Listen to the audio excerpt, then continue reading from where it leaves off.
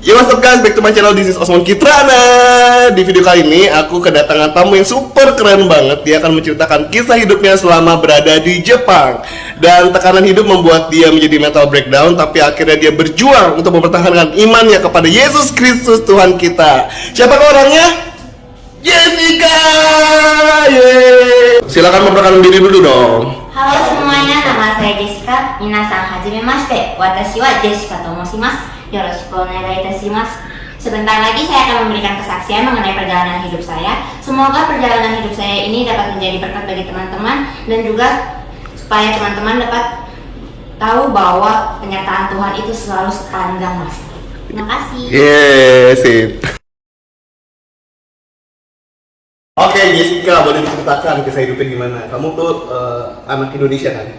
Iya. Sebenarnya lahir di Indonesia, tapi gede di Jepang atau gimana? Enggak, jadi aku dari lahir emang di Jakarta di Indonesia dan aku memang suka banget sama Jepang, terutama bahasanya. Okay. Jadi dari kecil itu aku udah mulai nyari tahu lah soal Jepang dari internet, terus habis itu dari majalahnya, dari komiknya, terus habis itu aku belajar otodidak sendiri bahasanya. Terus habis selesai belajar otodidak 3 tahun itu aku mulai ngeles. Begitu mulai ngeles, terus habis itu aku kuliah ambil sastra Jepang. Sastra Jepang. Ya. Oke, dari kisah hidup kamu pertama kan sekolah di Indonesia, tapi akhirnya gimana bisa kerja di Jepang? Iya, jadi awalnya aku kerja dulu di perusahaan Jepang yang ada di Indonesia.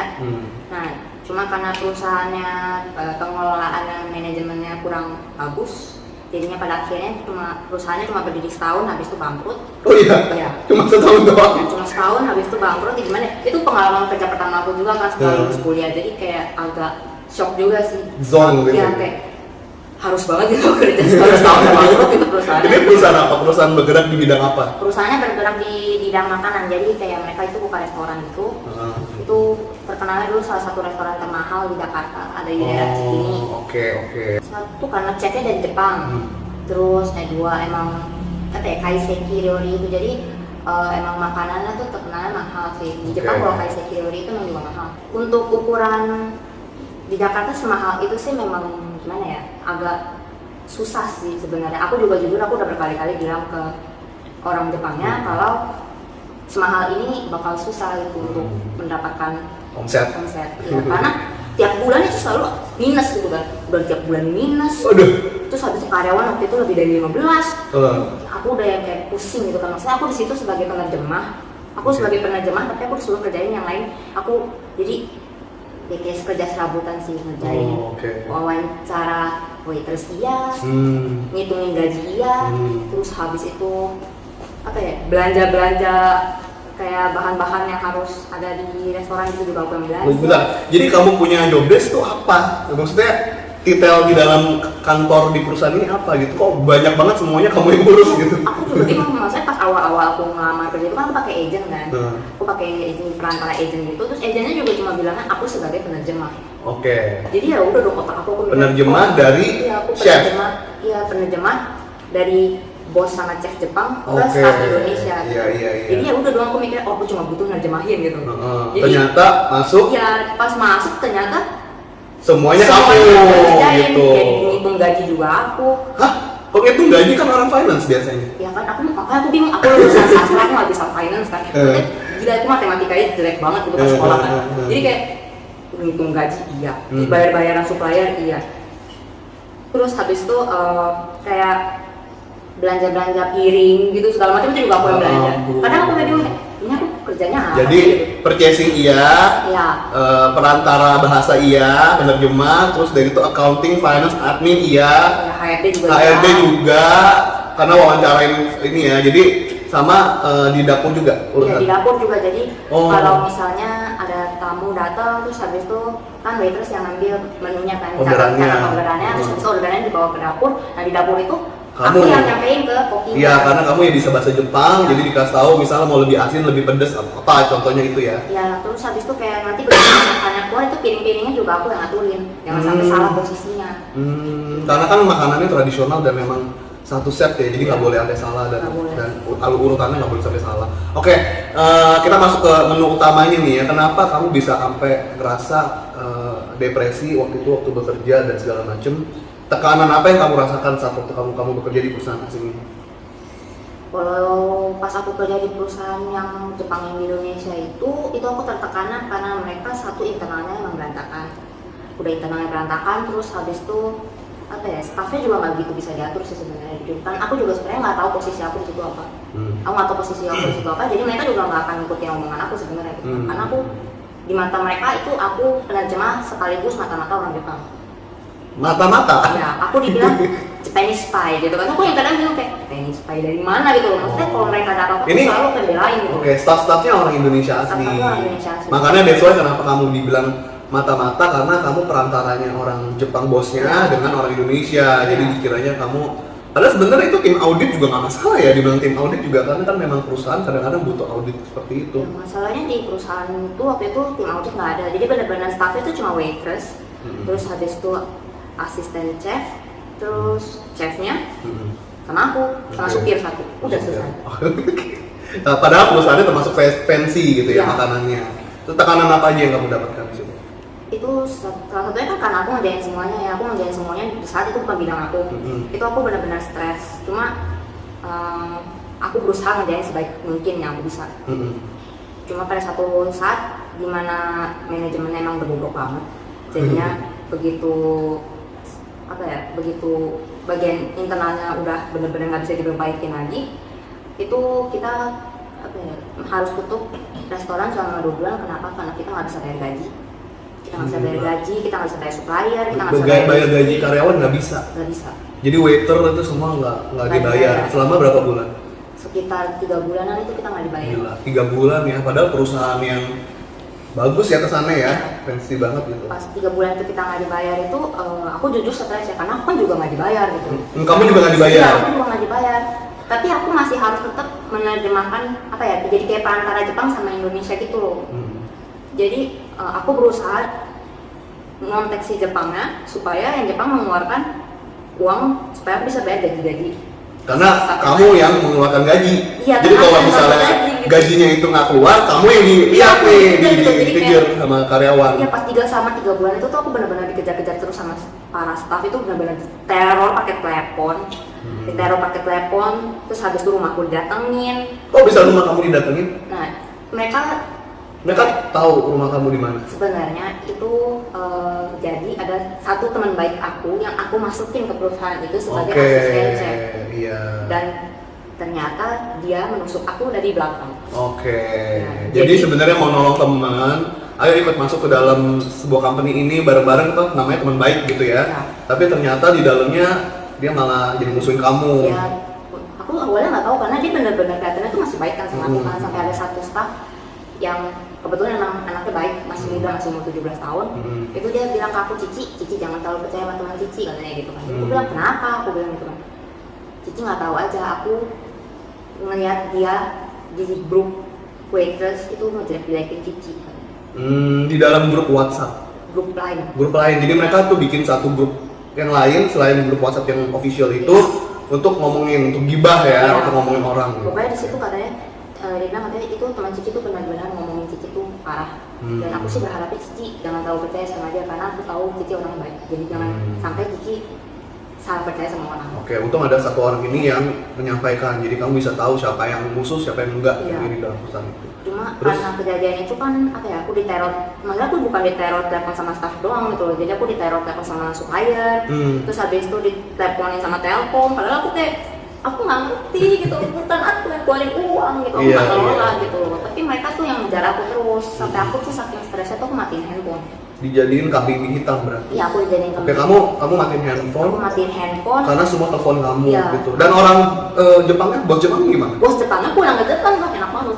Maksudnya nggak ada yang datang ke Indonesia? Nggak ada, jadi chef yang koki orang Jepangnya itu pun juga dia pulang ke Jepang.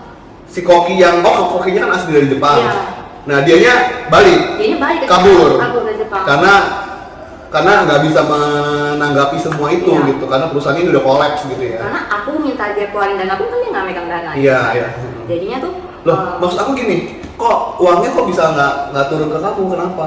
Jadi ada masalah internal sama sama orang Jepang sama orang internal Indonesianya yang megang sahamnya itu tuh pokoknya mereka ada masalah internal gitu. Oh, Cuma oke. yang jadinya yang kena ya kita staff-staff di bawah. Duitnya itu dipegang sama si investor itu dan dananya itu tidak bisa keluar karena terjadi something internal mereka gitu. Ya. Jadi yang menjadi korban adalah karyawan Iya tuh. dan karyawan menyalahkan kamu Iya. gitu ya. Jadi udah aku disalahin, terus habis itu aku kan berusaha menyelesaikan kan. Cuma jadinya tuh kayak apa ya? Beban banget sih jujur, kayak udah aku trauma telepon jadinya, aku trauma telepon terus habis itu aku nggak berani keluar rumah karena waktu itu staff ada yang datang ke rumah ambil bawa polisi Ya, maksudnya bukan ampun. salah aku gitu loh. Iya iya. Ya cuma jadinya kayak ya udahlah gitu kan, maksudnya udah berlalu juga aku mikir gitu, cuma gimana pun juga kan aku masih selesaiin kan. Iya. Jadi itu apa gaji yang sama ini aku dapat itu kan aku tabung, itu aku pakai buat ke Jepang. Aku samperin bos aku minta dia buat bayar para staff. Gila. Jadi maksud aku Jadi mau kamu ke Jepang pakai gaji kamu sendiri yang kamu tabung yang harusnya menjadi hak kamu, tapi kamu gunakan untuk menjadi kewajiban untuk menolong teman-teman yang lain gitu, staff yang lain. Dan teman-teman staff yang nyalain kamu itu, yang nyari kamu itu tahu nggak? mereka tahunya itu Tahu nggak kalau kamu itu menggunakan gaji kamu gitu? aku udah bilang aku ke Jepang pakai gaji aku sendiri, tapi menurut mereka enggak. Jadi mereka tuh bilangnya Jessica itu pasti ke Jepang pakai gajinya kita, makanya kita nggak gajian dan dia yang ke Jepang. Gila. Jadi kamu tuh udah berusaha menolong, tapi malah ya tetap dijelek-jelekin lah karena memang udah sentimen gitu ya. Jadi dari situ juga gimana ya, kayak berasa apa yang aku lakuin kayak sia-sia sih sebenarnya. Kayak jadi apa ya, aku berbuat baik tapi kok kayak gini gitu yang aku dapat, aku mikirnya gitu. Terus akhirnya gimana sih orang dari bos Jepang itu akhirnya membayar nggak gaji itu? Karena kan kamu udah ke Jepang nih, udah susah-susah ke sana.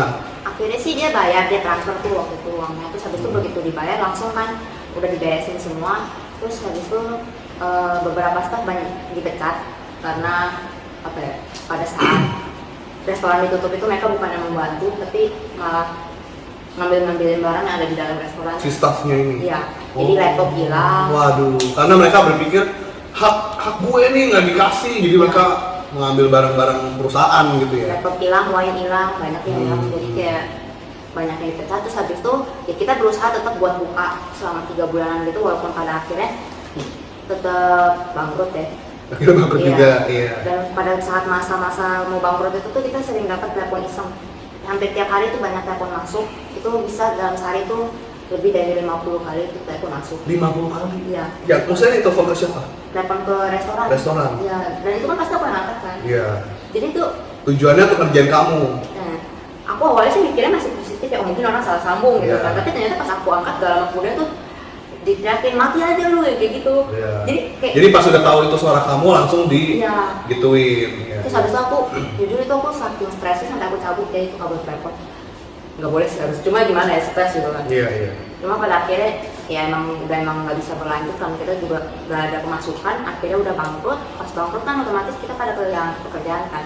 Dan aku berusaha nyari yang baru lagi. Pas aku lagi nyari yang baru itu, bos aku yang di tempat kemarin itu yang sebelum yang bangkrut itu, dia narik aku ke Jepang. Oke, jadi bos yang sama. Iya, bos yang Bos sama. Jepang tapi ya, Iya. bos Jepang yang sama menarik ke Jepang. Sebelumnya aku mau tahu di restoran yang terkenal mahal ini gaji kamu tuh gimana sih? Jadi awalnya gaji aku itu Nggak perlu disebut nggak apa-apa, Iya. tapi maksudnya kira-kira sepadankah dengan Nggak. semua yang kamu keluarkan? Wah, gajiku nggak sepadan sih, karena gaji waitressnya jauh lebih tinggi daripada aku. Gaji waiter, gaji waitress Iya, waitressnya perempuan berarti ya lebih tinggi daripada gaji kamu. Padahal kamu yang mengerjakan semuanya. Tapi kamu masih bisa nabung dengan gaji yang kecil. masih. Wah, hebat. Hebat. Akhirnya dari situ kamu ke Jepang, Dari situ aku ditarik ke Jepang. sama bosnya yang Jepang itu, dan akhirnya kamu kerja di Jepang. Ya, akhirnya aku kerja di Jepang. Aku masih ingat banget itu tahun 2017 itu. Aku bulan Februari awal itu aku di Jepang. Awalnya aku nggak tahu ya sebenarnya dia perusahaannya kayak gimana gitu kan, karena beda bidang sama yang dia buka di Indonesia waktu itu. Jadi ternyata pas aku kesana itu dia perusahaannya tuh di desain, bidang desain grafis. Sedangkan aku nggak bisa gambar. Oh, kok kamu mau kerja di bidang grafik? Dia bilang aku nggak usah gambar katanya. Dia Translator bilang, aja. Iya, Gitu. cuma kan aku bilang aku mau translate apaan kan di Jepang, aku kan bahasa Jepang, Iya, translate iya, apa iya, gitu iya. kan. Terus habis itu dia bilang, ya udah kamu paling nanti kita kalau misalnya kita lagi bikin satu, misalnya kita lagi dapat orderan yang harus pakai bahasa Inggris, tuh kamu translate dari Jepang ke Inggris gitu kan. Oke. Dan aku tuh baru tahu pas aku nyampe di sana itu masuk ke perusahaan dia itu ternyata dia nggak punya staff lain selain desainer. Jadi staffnya sedikit banget maksudnya?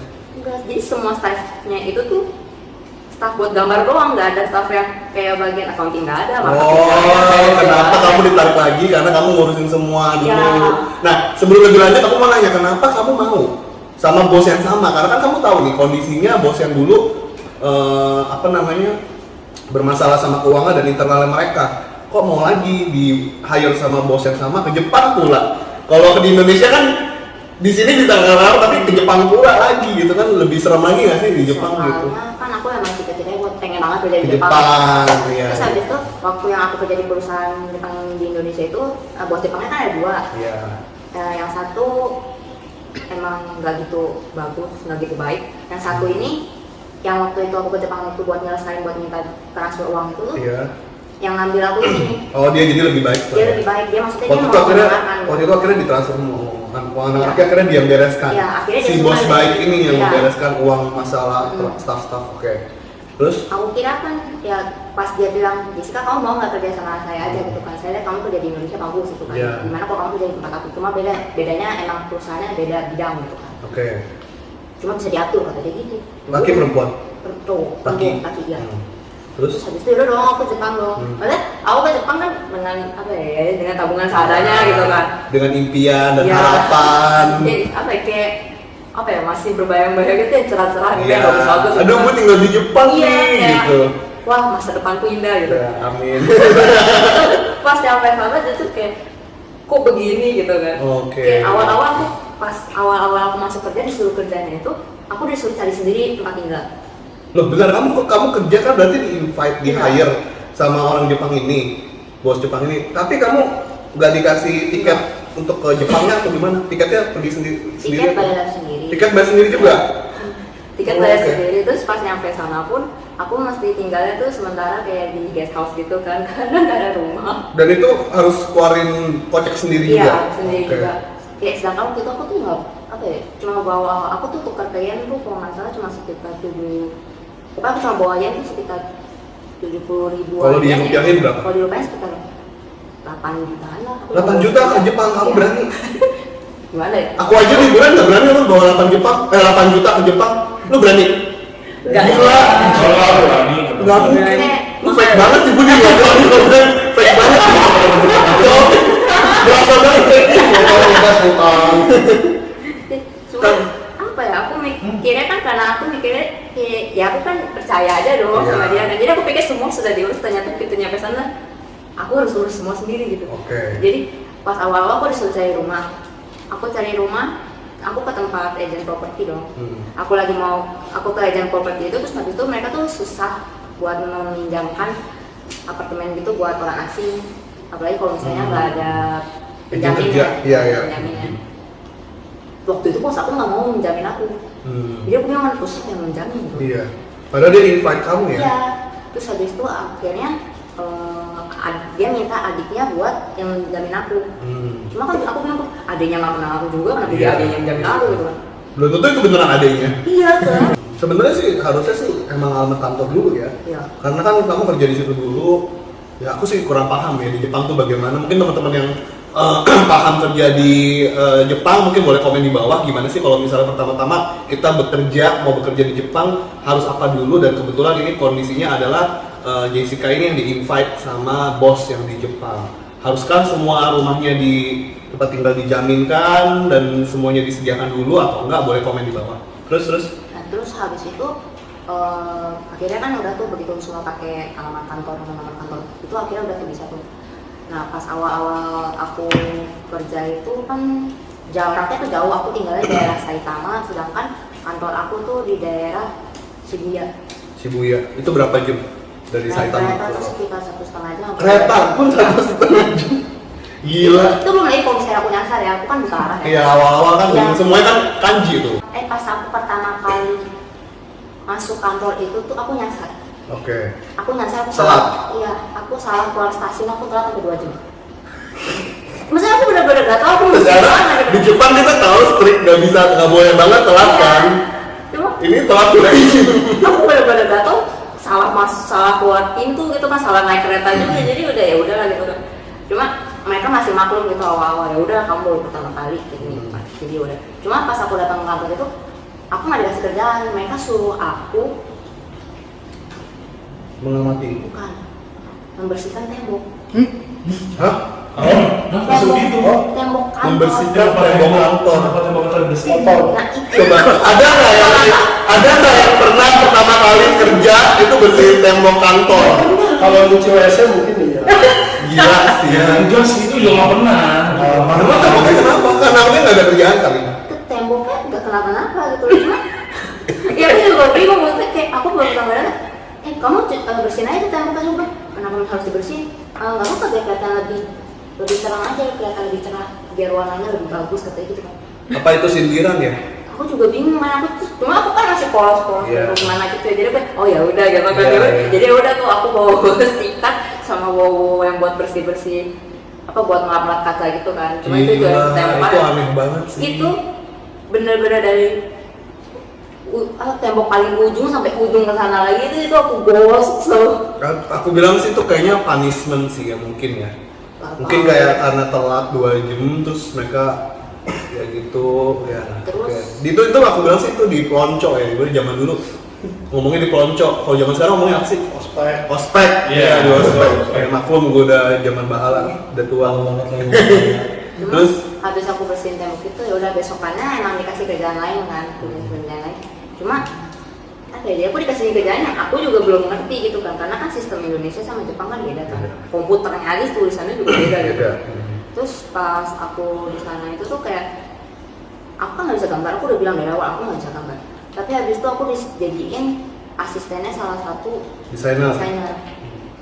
Terus habis itu, tapi itu desainernya itu nggak mau ngajarin aku, Desainernya cowok cewek? cewek. Cewek. Oh, udah lebih jutek lagi tuh. Iya, jadi aku kan nanya, dia suruh aku ngerjain ini, kamu bikin banner kayak gini. Terus gue bikin banner gimana caranya gitu kan. Dia suruh aku pakai Photoshop sama kayak Adobe Illustrator gitu kan. Terus gue bilang, aku nggak ngerti, aku nggak pernah Padahal pakai. kamu bukan lulusan desain grafik, Iya. bukan. Terus Oke. habis itu dia bilang katanya, itu banyak buku, kamu cari aja sendiri. Terus aku bingung kayak, gimana caranya gitu kan. Terus udah dong aku ngikutin aja. Udah aku ambil buku, aku baca-baca, cuma tetep aja aku nggak ngerti gitu. Iya, secara kan ya bukunya Adobe Photoshop pasti kan bahasanya udah beda sendiri sama bahasa Udah gitu kan bukan bahasa Inggris atau bahasa Indonesia, bahasa Jepang gitu. Iya, kan. iya. Terus habis itu aku bilang ke dia, senpai aku masih nggak ngerti, aku bilang gitu. Terus dia bilang, ya udah kamu cari aja di YouTube. Disuruh belajar sendiri lagi. Iya, dia suruh aku belajar sendiri. Orang lain belajar di BINUS bertahun-tahun untuk graphic design, kamu disuruh belajar dalam waktu 1 hari. Iya, jadi apa ya, kayak kok gini sih gitu kan. Cuma gimana ya, mau komplain juga nggak bisa gitu. Jadi ya udahlah aku ngikutin dia gitu kan. Jadi tuh ada tuh sebulanan itu tuh aku di bawah dia terus kan, di bawah si senior itu. Terus habis itu kerjanya tuh tiap hari itu bikin banner, Belajar gitu kan. Terus salah kan, ya iyalah orang nggak bisa. Dimarahin. Iya dimarahin, dia bilang, kok kamu bisa begini sih bikinnya, kalau nggak ngerti nanya dong. Kan aku udah nanya, aku bilang gitu. Tapi kamu suruh aku cari lewat YouTube, aku bilang gitu. Terus dia bilang, enggak, aku nggak bilang begitu. Jadi kayak, gimana ya? Bingung. Ya, Gimana debatinnya gitu ya. karena apa yang aku omongin di mata dia tuh selalu salah gitu kan. Iya, iya. Dan aku kan nggak kebiasaan pegang mouse setiap hari berjam-jam begitu. Jadinya tuh tangan aku luka. Oh, oke, injury. Kenapa Ya, lukanya? jadi kayak apa ya, karena keseringan megang mouse, klik-klik gitu, jadinya tuh sampai 1 hari tuh aku nggak bisa gerakin tangan aku. Oh iya.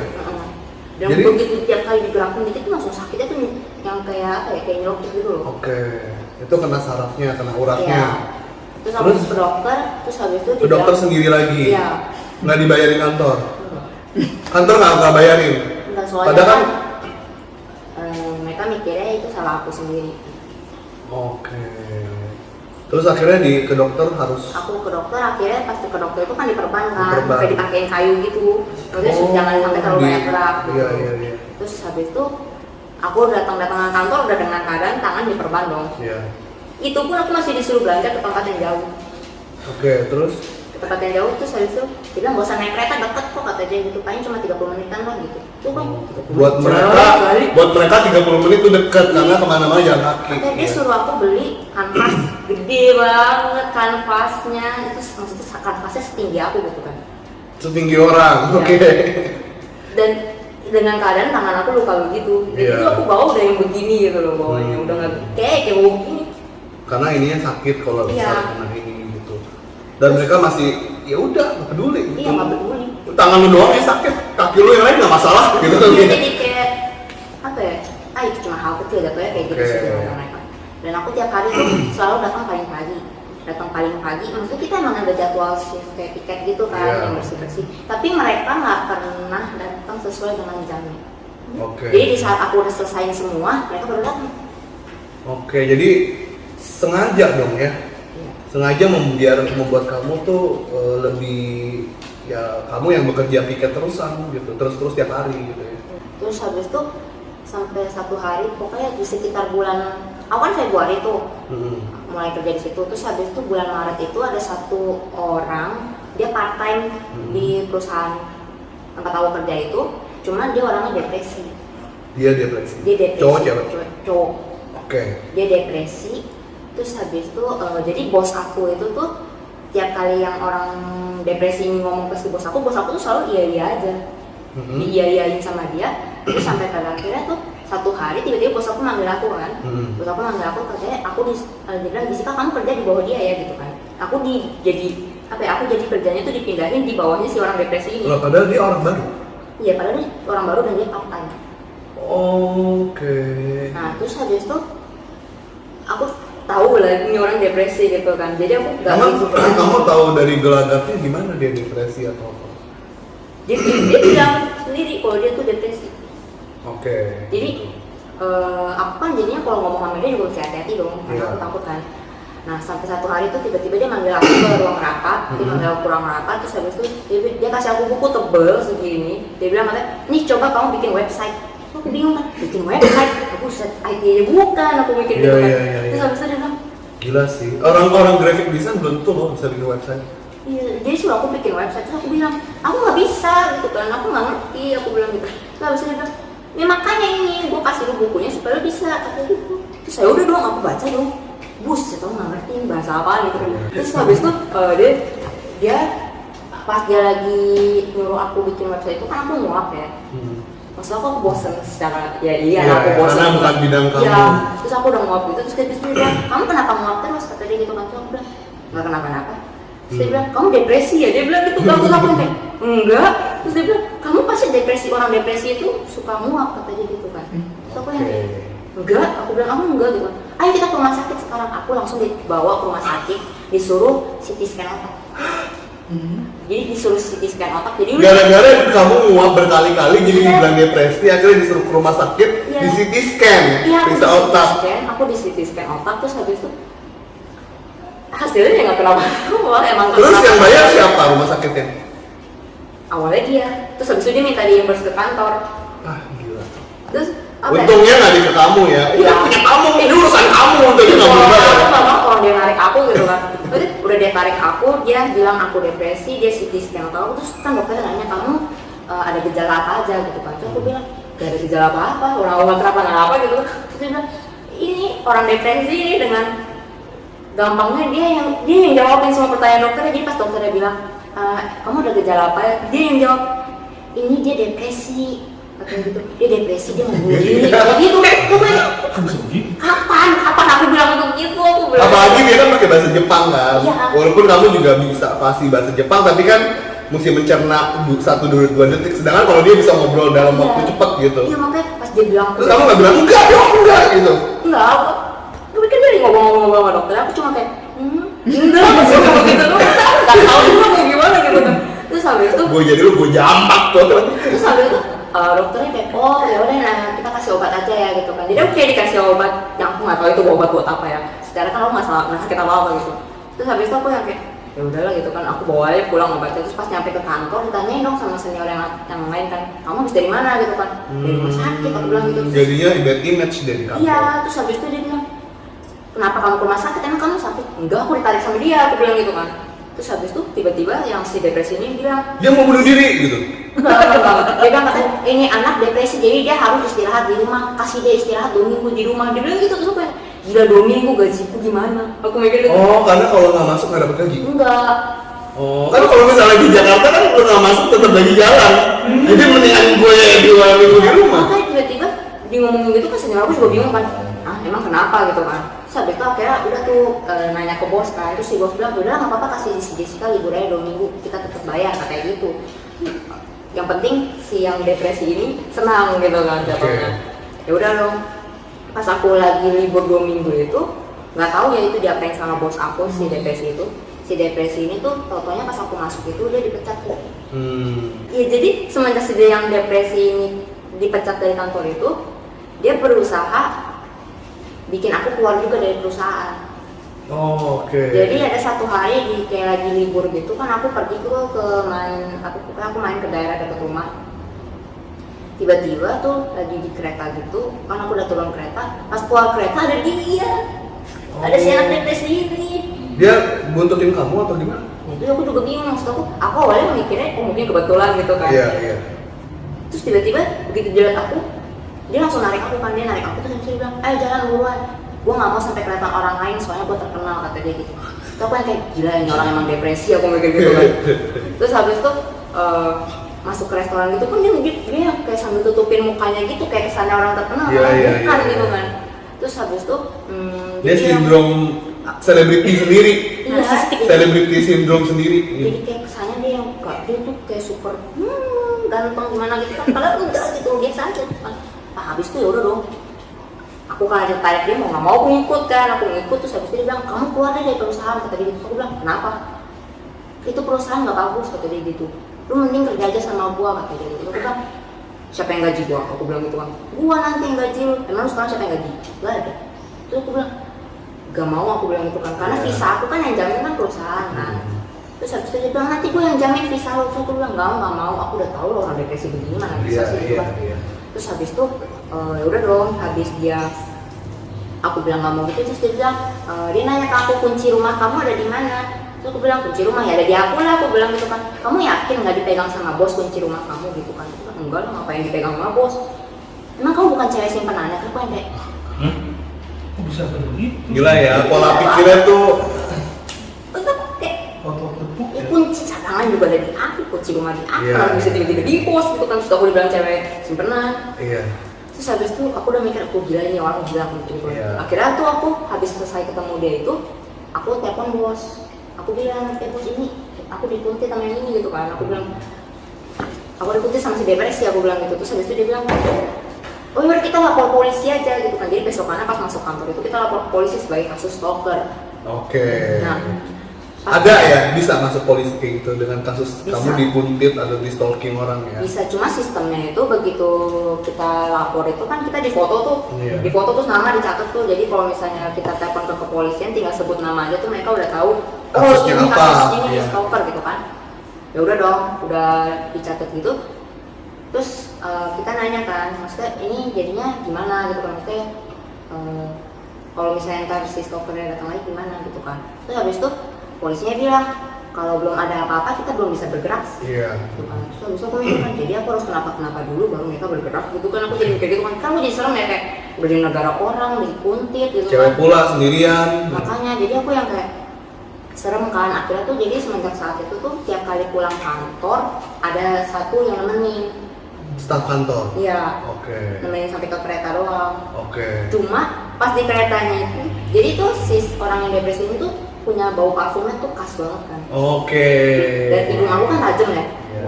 Nah, jadi tuh begitu aku mau naik kereta, aku lagi berdiri gitu kan nggak dapat tempat duduk jadi aku berdiri kan. Pas aku lagi berdiri itu, tiba-tiba tuh kecium bau parfumnya sih itu. Iya, si depresi. Dan apa ya? Kayak kan kalau begini kayak kita bisa berasa di belakang ada orang gitu. Iya. Kan. Ih, jadi aku udah yang kayak aduh, gak enak nih perasaan, gak enak gitu kan. Jadi aku pakai handphonenya nih. Pakai handphone, kan ada kaca kan. Iya. Jadi aku begini aja tuh. Aku begini, aku lihat Ya, di anjing. belakang ada dia. Iya, terus aku yang kayak, gimana? Iya. Terus habis itu begitu nyampe stasiun, pokoknya stasiun yang dekat rumah itu, begitu nyampe stasiun dekat rumah itu tuh, aku langsung turun, terus aku langsung lari tuh, lari sekencang mungkin sampai rumah aku buru amat. Oke. Aku udah mikirnya kayak, udah buru amat gitu kan. yang penting nyampe rumah gitu. Udah nyampe rumah, besokan aku kasih tau ya kan ke si bos kan, ini ada di kereta, aku bilang gitu kan. Terus habis itu nggak lama ada staff lain yang bilang dia juga suka berkeliaran di minimarket dekat kantor. Oke. Jadi masih aja ya engage Iya. sama lingkungan kantor di situ Iya. gitu. Terus habis itu tuh berlangsung dari bulan Maret Maret pertengahan kan dia tuh dipecat tuh. Habis bulan Maret pertengahan dia dipecat itu tuh pokoknya sampai bulan Mei itu tuh aku jadi kegiatannya itu tuh dipantau sama polisi. Oke. Jadi tiap seminggu 3 kali tuh polisi pasti nelponin aku, gimana kamu kabarnya, dia muncul lagi atau enggak ya kayak gitu kan. Terus habis itu udah nggak muncul lagi, jadi aku mikir oh udah aman gitu kan. Iya. Ternyata enggak dong. Jadi pas aku ulang tahun tuh bulan Mei, tiba-tiba dia SMS aku panjang banget. Dia SMS aku panjang banget. Pokoknya disitu dia bilang katanya kamu tuh cuma pelayannya si bos doang. Mending kamu buruan keluar dari kantor, nggak usah kerja lagi situ. Masih iya, kayak gitu kan. Jadi paginya aku langsung tuh lapor ke si bos kan, karena itu dia SMS aku jam 12 malam ya masa. Terus habis itu aku lapor ke si bos, dibawa lagi lah aku ke kantor polisi kan. Aku dibawa ke kantor polisi, jadi ditanya-tanya itu sama polisi kan, ditanya-tanya. Jadi aku ulang tahun di kantor polisi. Ulang tahun di kantor polisi Iya. gara-gara ditanya-tanyain. Jadi aku ulang tahun di kantor polisi. Gara-gara kerjaannya sih depresi Iya, itu. gara-gara si depresi yang juga sebenarnya salah si bos gitu kan, karena si bos juga selalu apa-apa tuh diain gitu kan. Iya. Udah gitu ya udah dong aku seharian di kantor polisi, akhirnya tuh dikeluarin tuh surat peringatan. Jadi surat peringatan itu tuh dikirim ke rumahnya si depresi itu. Oke. Dikirimin, dibilangin jangan deketin lagi Jessica gitu, kalau sampai dideketin lagi kita bakal tangkap gitu. Oke. Jadi untungnya hukum di Jepang lumayan ketat ya untuk masalah kayak gini ya. Kalau di Indonesia sih nggak ada ya. Iya sih. Maksudnya kalau didatengin mesti terjadi kecelakaan dulu atau pembunuhan atau pelecehan baru menjadi kasus. Kalau belum terjadi apa-apa belum ada sih ya. Ya semoga hukum yang di Indonesia perlindungan terhadap wanita bisa lebih ketat ya. Amin. Amin.